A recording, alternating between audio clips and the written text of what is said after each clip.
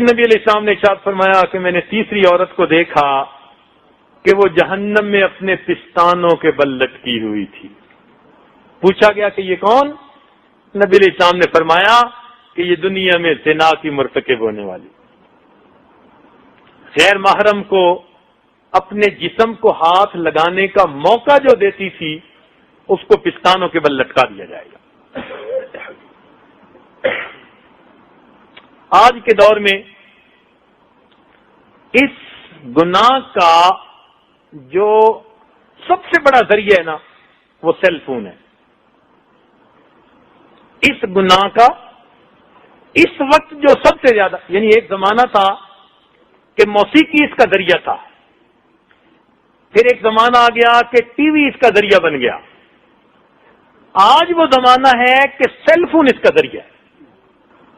شریفوں کے گھروں میں بچے، شریفوں کے گھروں میں بچیاں اس ہیل فون کی وجہ سے ناجائز تعلق میں گرفتار ہو جاتی. چونکہ ہم سے نوجوان پوچھتے رہتے ہیں نا مسئلے، پھنستے ہیں تو بھی آتے ہیں، آدمی پریشان ہوتا ہے تو یا پیر کو بتاتا ہے یا حکیم کو بتاتا ہے. حکیم کو بتاتا ہے جسمانی علاج کے لیے اور پیر کو بتاتا ہے روحانی علاج کے لیے. تو ہم نے کم از کم 100 بچوں سے انٹرویو کیے. یہ حیار پاک دامنی جو کتاب لکھی نا یا لکھ رہے ہیں تو اس کو ہم نے حقیقت پر مبنی بنایا. 100 بچے جو ان گناہوں میں ملوث رہے تھے ان کو ہم نے پوچھا کہ بتاؤ بھائی وجوہات کیا ہوتی ہیں، کیا ہوتی ہیں. باقاعدہ انٹرویو کیا مختلف ملکوں میں.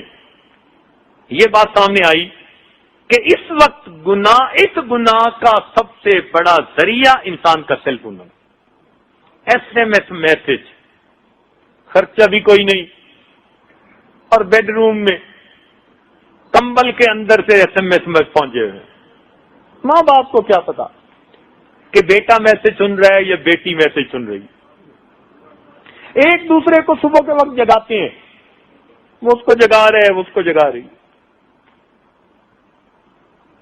اور اوپر سے سیل فون کی بجائے بیل کے اوپر سے وائبریشن آ گئی.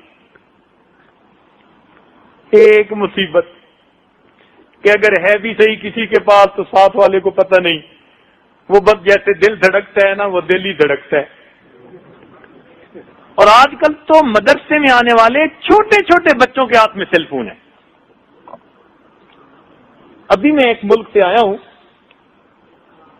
تو وہاں ایک عالم کہنے لگے کہ میں نے اپنی کلاس کے بچوں کی اچانک تلاشی لی تو 9 چھوٹے بچوں کے جیبوں سے سیل فون نکلے. اس لیے یہ چھپا ہوا دشمن ہے. آج بہانے بڑے، ابو میں سکول میں ہوتی ہوں تو پھر بتانا پڑتا ہے میں کہاں پہ ہوں، کہ کچھ ہو جاتے ہیں، سب بہانے ہیں، سب جھوٹ ہے، مقصد کوئی اور ہوتا ہے. تو کوئی ضرورت نہیں نئے نئے ماڈل کے فون لے کے دینے کی.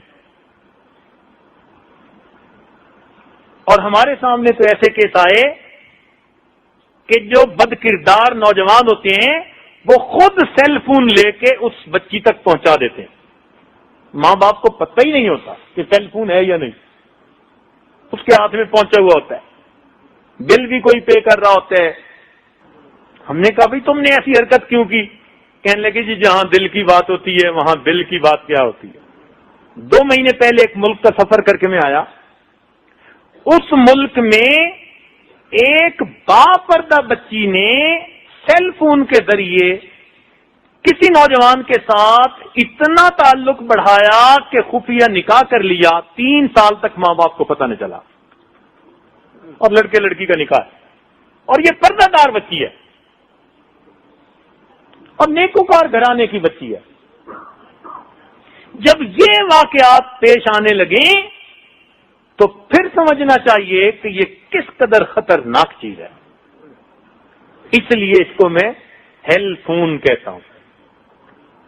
یہ فون نہیں، یہ خون ہے، عزتوں کا خون ہے، پکی بات ہے. اس لیے اس کا دشمن بن جائیے اور اس کو بس مقصد کے لیے استعمال کیجیے، اپنے بزنس کے لیے. ہمارے تجربے میں یہ بات آئی اور علم میں یہ بات آئی کہ بندہ بیت اللہ کا طواف کر رہا تھا اور اپنی گرل فرینڈ کے ساتھ بات کر رہا تھا. کیا رونا روئے ہم. اس لیے اپنے گھروں میں سیل فون کا استعمال لمیٹڈ رکھیے، فقط کام کی حد تک، فقط بزنس کی حد تک.